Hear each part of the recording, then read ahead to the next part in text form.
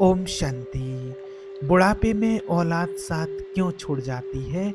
ये बहुत कीमती बातें याद रखना, तो बुढ़ापे में दुख नहीं देखना पड़ेगा। आज ऐसा बहुत परिवारों में देखने में आता है कि माता पिता का साथ बुढ़ापे में संतान छोड़ कर के चली जाती है। जिस संतान के लिए माता पिता पाल पोस करके अपना खून पसीना कमाई एक करके और बच्चों में लगा देते हैं, बच्चों के ऊपर अपना तन मन धन सब कुछ न्यौछावर कर देते हैं, और वो ही बच्चे जब उनको बहुत आवश्यकता होती है, बच्चों की माता पिता को जब बहुत ज़रूरत होती है सेवा की, उनके तन की, मन की, धन की, उसी टाइम पर उनके बच्चे उनका साथ छोड़ कर के चले जाते हैं। या तो कहीं बच्चे बाहर शहर में या विदेश में रहने के लिए चले जाते हैं, या माता-पिता को वृद्धाश्रम में छोड़ देते हैं। अगर आप बुढ़ापे में दुखी नहीं होना चाहते हैं, तो इन बातों का आपको विशेष ध्यान रखना, और ये बातें बहुत ही कीमती हैं जो अपने जीवन में संभाल कर के रखना।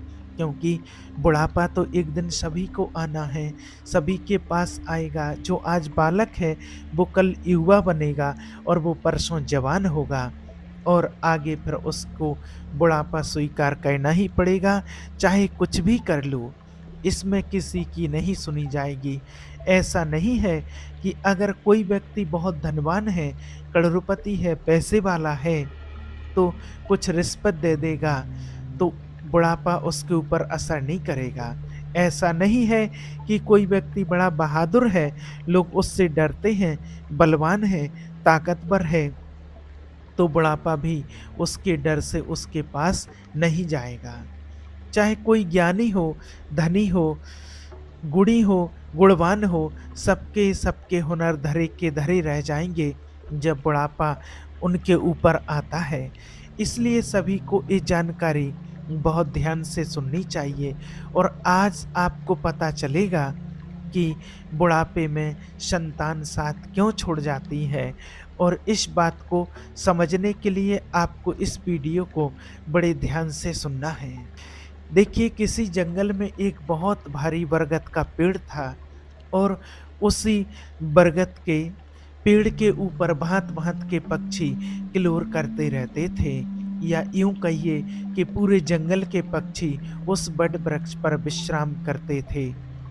कुछ पक्षियों का तो वो वृक्ष स्थायी निवास स्थल था, और उस वृक्ष पर रह कर के पक्षी अपार आनंद की अनुभूति करते थे। कहते हैं कि जब किसी स्थान पर या किसी व्यक्ति के साथ एक लंबे समय तक रहते हैं, तो हमें उससे मोह हो जाता है। इसी तरह उसी वृक्ष पर रहने वाले सभी पक्षियों को उस बट वृक्ष से मोह हो गया था। एक दिन की बात है कि उसी वृक्ष के नीचे एक साधु अपनी कुटिया बना कर के रहने लगते हैं। तपस्वी साधु थे, और उसी बट वृक्ष के नीचे आकर के अपनी कुटिया बनाते हैं, और कुटिया बना कर के वहीं पर विश्राम करने लगते हैं, और भगवान का ध्यान करने लगते हैं, भगवान की आराधना में लीन हो जाते हैं। और वो साधु महात्मा वहीं जंगल में कंदमूल फल खा कर के और पूरा अपना जीवन व्यतीत करते थे, उसी वट वृक्ष के नीचे भगवान के ध्यान में लीन रहते थे। एक समय की बात है कि जंगल में सूखा पड़ गया। कई दिनों से उस जंगल में बारिश नहीं हुई। जंगल के वृक्ष सूख सूख करके मुरझाने लगे, और वो वट वृक्ष भी पानी ना बरसने के कारण सूखने लगा। समस्त पक्षी धीरे धीरे करके उस वृक्ष को छोड़ करके जाने लगे। जब वो वृक्ष पूरी तरह से सूख गया, उसके पत्ते डालियां सूख करके नीचे गिरने लगे, तो उस वृक्ष पर रहने वाले सारे पक्षी उस वृक्ष को त्याग करके किसी दूसरे स्थान पर चले गए, और उस वृक्ष के आसपास और काफी संत महात्मा भी रहने लगे। जब वृक्ष हरा भरा था, तो सभी संत महात्मा और भी उन महात्मा जी को देख करके आकर के रहने लगे, और उनसे शिक्षा प्राप्त करने लगे थे। वहीं उनका सत्संग होने लगा था। और जब काफी सूखा पड़ने के बाद, जब वहां पर उस जंगल में कुछ खाने पीने को नहीं मिलता था, तो फिर सारे जो और संत महात्मा रहते थे, वो धीरे धीरे करके उस जंगल को छोड़ करके जाने लगे। अब सिर्फ एक ही महात्मा जो सबसे पहले आए हुए थे, जिन्होंने अपनी कुटिया बनाकर वहाँ रहना शुरू किया था, बस वो ही महात्मा वहाँ पर बचे हुए थे। उन महात्मा जी ने देखा कि सारे पक्षी जो इस वृक्ष पर रहते थे, वो भी एक-एक करके सभी वहाँ से चले गए हैं। जो महात्मा और उनको देख कर के आए हुए थे, वो महात्मा भी वहाँ से जाकर के उस वृक्ष को छोड़ कर के चले गए। वहाँ से जा चुके हैं। कुछ ऋषि मुनियों ने उन वृद्ध संत को भी बोला कि आप भी यहाँ से चलिए, अब यहाँ पर सूखा पड़ चुकी है जंगल में और यहाँ पर कुछ खाने के लिए नहीं बचा हुआ है। परंतु वो संत ने जाने से मना कर दिया। संत वृद्ध हो चुके थे। अब बूढ़े संत ने सोचा कि हमारा पालन पोषण यहीं पर हुआ है, इसी वृक्ष पर, इसी वृक्ष के फल खा करके और हम बड़े हुए हैं और यहीं हमने अपना जीवन काफी लंबे समय से बिताया हुआ है। और आज जब इस बट वृक्ष के ऊपर विपत्ति आई है, इसने हमें कभी समय हुआ करता था कि बहुत मीठे मीठे फल खिलाए हैं, और इस जंगल के ऊपर जब आज विपत्ति आई है, तो हम इस जंगल को छोड़ कर के कैसे जा सकते हैं। इसी जंगल में पले हैं, बड़े हैं, इसी जंगल के फल खा कर के हम इतने बड़े हुए हैं और इस बट वृक्ष की छाया में पले हैं, और हम इसको छोड़ कर के कैसे जा सकते हैं। इस जंगल के सभी वृक्षों ने, खास करके इस बट वृक्ष ने दुख सुख में हमारा साथ दिया है, और मैं इस जंगल का ऋणी हूँ और मैं इस जंगल को छोड़ कर के नहीं जाऊँगा। और वे लोग बड़े खुदगर्ज हो जाते हैं जो अपने माता पिता को बुढ़ापे में छोड़ कर के चले जाते हैं या परदेश में रहकर सुखपूर्वक जीवन यापन करने लगते हैं, घर पर अपने वृद्धजनों को भूल जाते हैं। ऐसी संतान के लिए धिक्कार है जो अपने माता पिता के बुढ़ापे का सहारा नहीं बनते हैं। सोचिए, आप विचार कीजिए, जब तुम असहाय थे तब तुम्हारे माता पिता ने क्या तुम्हारा साथ छोड़ा था? जब तुम बीमार हुए थे तब क्या माता पिता तुमको त्याग करके, छोड़ करके कहीं गए थे क्या? जब तुमने किसी से झगड़ा किया और तुम संकट में पड़ गए थे, तो क्या तुम्हारे माँ बाप ने कभी तुम्हें अकेला छोड़ा था क्या? जब तुम्हारे मन में किसी अच्छी चीज को खाने की इच्छा हुई थी, तब उन्होंने वो चीज क्या तुम्हें अकेले छोड़ करके कभी खाई थी क्या? आप विचार कीजिए, आज जब माता पिता बूढ़े हो गए तो उन माता पिता से तुम्हें घृणा होने लगी। तुम्हारे लिए उन्होंने इतना किया और तुम उनके लिए इतना भी नहीं कर सकते कि उनके बुढ़ापे की लाठी बन जाओ। अब जो वृद्ध संत थे, उन्होंने मरते दम तक उस जंगल को ना छोड़ने की कसम खा ली थी। कुछ दिन और बीते तो धीरे धीरे करके जंगल और बिल्कुल जर्जर हो गया और जो वृक्ष था वो भी एकदम जर्जरीभूत अवस्था को पा गया और उससे दीमक काटने लगे। लेकिन फिर भी वो संत उस जंगल को और उस वृक्ष को छोड़ करके नहीं गए। उनको कितनी धूप सहन करनी पड़ी, क्योंकि जब जंगल सूख गया और वो बट वृक्ष का पेड़ भी सूख गया तो बहुत धूप तेज पड़ने लगी और उसी धूप में भी उन्होंने धूप को सहन किया, लेकिन उस जंगल को, उस कुटिया को छोड़ करके वो नहीं गए। दिन में थोड़ा इधर उधर घूम करके अपना भोजन जुटा लेते थे और शाम होते ही और उसी कुटिया में, उसी सूखे वृक्ष के नीचे आकर के बैठ जाते थे। इसी तरह से कई दिन बीत चुके थे और जो और ऋषि मुनि जो थे, जो उनको छोड़ करके, जंगल को छोड़ करके कहीं और अन्य स्थान पर जा चुके थे, उन्होंने सोचा कि हमारे जो गुरु थे, जिन्होंने हमें शिक्षा दी है, जो हमारे मुनि थे, वो अभी उसी कुटिया में रह रहे हैं, उसी सूखे जंगल में, सूखे बट वृक्ष के नीचे अपनी कुटिया बना करके रह रहे हैं। क्यों ना हम सब मिल कर के उनके पास चलें और उन्हें समझा बुझा करके अपने पास बुला लाएं। यही सोच करके कुछ ऋषि मुनि और उस वृद्ध संत के पास पहुंचे हैं और उन्होंने आग्रह किया कि हे गुरुदेव, आप कहाँ इस सूखे जंगल में और सूखे बट वृक्ष के नीचे बैठे रहते हैं? इस वृक्ष का और जंगल का जीवन खत्म हो चुका है और मरे के साथ में मरना कहाँ की समझदारी होती है। कहते हैं वही जीविका श्रेष्ठ है जिसमें धर्म की हानि ना हो। वही देश श्रेष्ठ है जहाँ कुटुंब का पालन हो सके। ये वृक्ष, ये जंगल बिल्कुल जर्जर हो गया है। दीमक इसे रात दिन खाए जा रही है। किसी दिन हवा के तेज झोंके के साथ ये गिर जाएगा, फिर आप कहाँ जाओगे? विद्वान लोग कहते हैं कि शत्रु, कर्जा, अग्नि, बीमारी, इन चारों को समय रहते दबा देना चाहिए। जो इनसे अपना समाधान नहीं करता, वो बेमौत मारा जाता है। ठीक इसी प्रकार तुम्हें भी इस वृक्ष को छोड़ कर के, इस जंगल को छोड़ कर के किसी अच्छे स्थान पर अपना निवास स्थान बना लेना चाहिए। समस्त ऋषि मुनियों के समझाने पर भी वृद्ध संत उस जंगल को छोड़ने के लिए तैयार नहीं हुए। कहने लगे कि भाइयों, हे शिष्यों, ये जंगल मुझे अपने माता पिता के समान प्रिय है। माता पिता मुझे जन्म देकर के इसी जंगल में छोड़ कर के चले गए थे।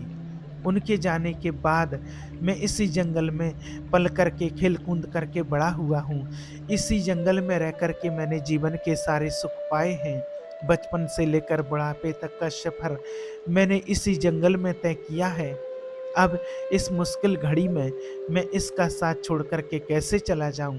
ये मेरी सबसे बड़ी खुदगर्जी होगी। कहते हैं भक्त, सेवक और शरणागत, जो एक कहता है कि मैं आपका ही हूँ, इन लोगों को संकट पड़ने पर भी नहीं छोड़ना चाहिए।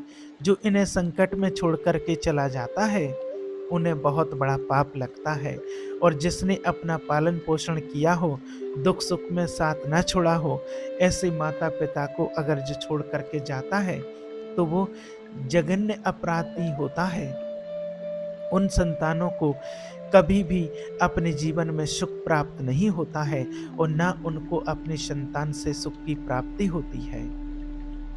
वृद्ध संत ने कहा कि मैं अपनी मृत्यु तक इसी जंगल में और इसी पेड़ के नीचे, इसी कुटिया में रहूंगा। आप लोग जाइए यहाँ से। बूढ़े संत की बात को सुनकर के सभी ऋषि मुनि निराश हो जाते हैं। वे लौट करके वापस चले जाते हैं। कुछ कुछ तो कहने लगे कि भैया, इस बूढ़े संत के साथ साथ वृद्ध होते होते इनकी बुद्धि भी सटिया गई है, इसलिए इनको हमारा समझाना अच्छा नहीं लगता है। अगले दिन कुछ संत उनको फिर समझाने के लिए आए, लेकिन फिर भी बूढ़े संत ने जाने से मना कर दिया। इस बार कुछ संत वापस जाने के साथ वो अपने घर नहीं गए और वो सीधे इंद्रदेव के पास जाते हैं और उन्हें सारी बात बताई कि हे भगवान, हम जिस वन में रहते हैं वहाँ कई वर्षों से पानी नहीं बरसा है। पूरा जंगल पानी से सूख गया है, पेड़ पौधे सूख चुके हैं, जंगल के सभी जीव जंतु और ऋषि मुनि हम सभी दूसरे स्थान पर चले गए हैं। पर दुख की बात यह है कि जिस पेड़ के नीचे हम रहते थे, उसी पेड़ के नीचे एक वृद्ध संत रहते हैं जो हमारे गुरु हैं और हमें उन्होंने शिक्षा दीक्षा प्रदान की है। हम लोग तो उस पेड़ को, उस जंगल को छोड़ कर के चले आए हैं, पर वो बूढ़े संत गुरुदेव हमारे उस पेड़ को छोड़ कर के, उस कुटी को छोड़ कर के कहीं नहीं जाना चाहते हैं। वो कभी भी गिर सकता है। हम लोग उन्हें समझाने के लिए गए थे, लेकिन वो उस पेड़ को छोड़ कर के, उस कुटी को छोड़ कर के नहीं जाना चाहते हैं, तैयार नहीं हुए। वो कह रहे थे कि मरते दम तक हम इस जंगल का साथ नहीं छोड़ेंगे। इसलिए हे भगवान, आप स्वयं चल करके उन्हें समझा दीजिए, शायद वो आपका कहना मान जाएं। ऋषि मुनियों के निवेदन को इंद्रदेव ने स्वीकार कर लिया और इंद्रदेव उन ऋषि मुनियों के साथ उन वृद्ध संत को समझाने के लिए जाते हैं और जंगल में पहुंचते हैं और कहते हैं कि हे गुरुदेव, हे महाराज, मैं देवराज इंद्र तुम्हें समझाने के लिए आया हूँ। ये जंगल, ये वृक्ष बहुत ही जर्जर स्थिति में पहुंच गया है। इसकी डालियां सूख करके गल चुकी हैं। इस पर छाया के लिए एक भी सूखा पत्ता नहीं बचा हुआ है और आप भी बहुत वृद्ध हो चुके हैं। किसी दिन अगर ये वृक्ष इसी कुटी के ऊपर गिर गया तो आपकी मृत्यु हो सकती है। इसलिए इस वृक्ष को छोड़कर किसी सुरक्षित स्थान पर चले जाइए। इंद्र की बातें सुनकर के वृद्ध संत कहने लगे, हे भगवान, एक बात बताइए, जब मेरा जन्म हुआ था तो मेरे माता पिता मुझे इसी जंगल में छोड़ कर के, इसी वृक्ष के नीचे, इसी कुटी में छोड़ कर के स्वर्ग सिधार गए थे। मैं जब असहाय था तो मुझे इसी वृक्ष ने, इसी जंगल ने पाल पोस करके बड़ा किया। मैं इसी जंगल में खेला कूदा हूँ, इसी कुटी में खेला कूदा हूँ और इसी जंगल में रहते रहते मैं बूढ़ा हो गया हूँ। मेरा पूरा जीवन इसी वृक्ष की छाँव में, जंगल की छाँव में बीता है और इसी जंगल के कंद मूल फल खा करके मेरा पालन पोषण हुआ है, और आज जब इस जंगल के ऊपर विपत्ति आई है तो मैं इसे छोड़कर कैसे चला जाऊं। अक्सर लोग यही करते हैं कि विपत्ति आने पर गरीबी में वे अपने हितैषियों का, अपने बंधु बांधवों का साथ छोड़ करके चले जाते हैं। मैं उन मतलबी लोगों की तरह नहीं हूँ। मैं मरते दम तक अपने माता पिता के तुल्य इस जंगल का साथ निभाऊंगा। गिद्ध संत महात्मा का ऐसा अद्भुत प्रेम देख करके और इंद्रदेव अद्भुत प्रसन्न हो जाते हैं। कहते हैं, गुरुदेव, हे संत मुनि, मैं तुम्हें वरदान देना चाहता हूँ, मैं तुमसे अति प्रसन्न हूँ, बताओ तुम्हें क्या चाहिए। तब बूढ़े महात्मा कहते हैं, हे भगवान, मुझे कुछ नहीं चाहिए। अगर आप देना ही चाहते हो तो मुझे वरदान नहीं चाहिए, और अगर आप देना ही चाहते हैं तो आप इस जंगल को वरदान दे दीजिए, और जिस पेड़ के नीचे मेरी कुटी है इस पेड़ को वरदान दे दीजिए, ताकि ये हरा भरा हो जाए और इस जंगल की आयु बढ़ जाए। मैं तो वैसा ही बूढ़े हो चुका हूँ, थोड़े बहुत दिन का जीवन और शेष बचा है।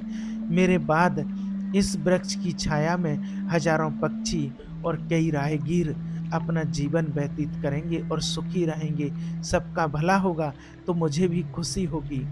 और बूढ़े संत की बात सुन करके और इंद्रदेव ने फिर से उनको हरा भरा बना दिया। सारे जंगल में बारिश हो गई और इस बारिश होने के कारण पूरा जंगल हरा भरा हो गया। सारे जंगल के वृक्ष हरे भरे हो गए। सारे जंगल के वृक्षों पर फूल और फल फिर से आने लगे। चारों तरफ हरियाली छाने लगी।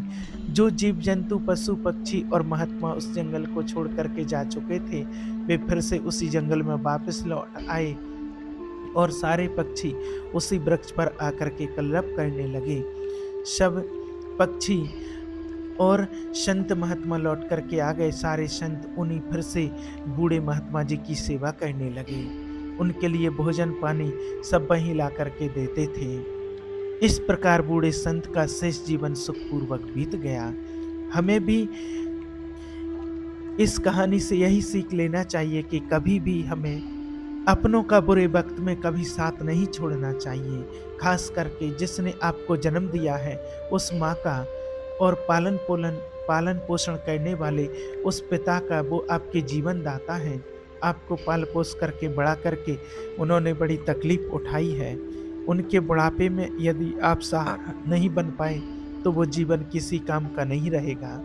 जो अपने माता पिता के ही काम में ना आ सका हो वो जीवन किस काम का। इसलिए अपने माता पिता की हमेशा सेवा करना चाहिए, उनके दुख सुख में काम आना चाहिए। यही संतान का कर्म और धर्म होता है। अच्छा, ओम शांति।